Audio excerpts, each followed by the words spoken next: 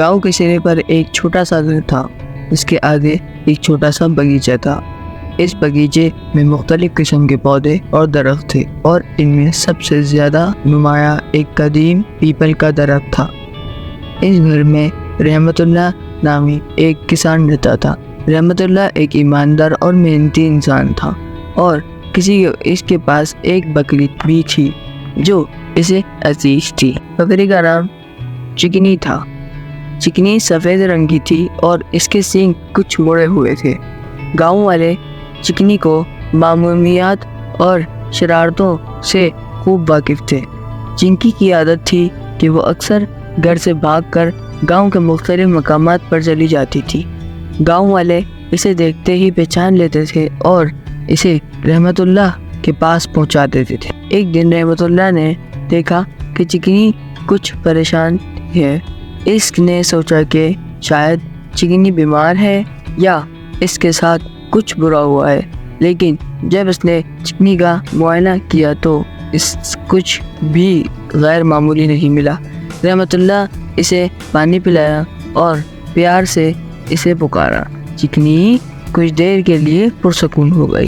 رات کا وقفہ تھا اور گاؤں میں ہر طرف خاموشی چھائی ہوئی تھی۔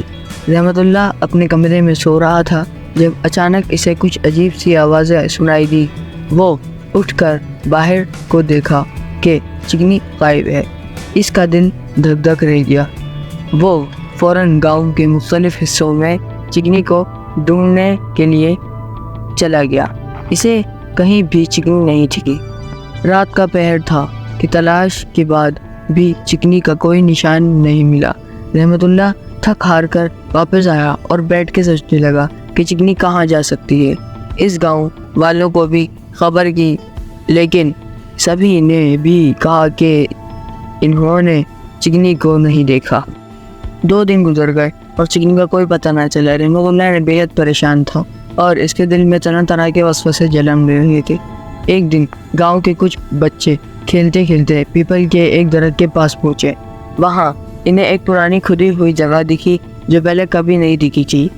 بچوں نے وہاں کھودنا شروع کیا تو انہیں ایک سرنگ ملی۔ سرنگ کی لمبائی کافی زیادہ تھی اور وہ ایک تاریک راستے کی طرف جا رہی تھی۔ بچوں نے فوراً رحمت اللہ کو خبر دی۔ رحمت اللہ جلدی سے وہاں پہنچا اور سرنگ کا معائنہ کیا۔ رحمت اللہ نے ہمت کی اور سرنگ میں داخل ہو گیا۔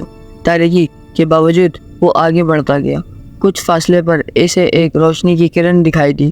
جب وہ اس روشنی کے قریب پہنچا تو دیکھا کہ ایک چھوٹا سا کمرہ ہے جس میں چکنی بنی ہوئی ہے۔ چکنی رحمت اللہ کو دیکھتے ہی خوشی سے چھلانگیں لگانے لگی۔ رحمت اللہ نے چکنی کو آزاد کیا اور یہ دونوں خوشی خوشی اپنے گھر کے لیے نکل گئے، اور گاؤں والے چکنی کو دیکھ کر بہت زیادہ خوش ہوئے۔ اور یہ کہانی سے ہمیں یہ ملتا ہے کہ ہمیں اپنے گھر والوں کو بتائے بغیر کہیں نہیں جانا چاہیے۔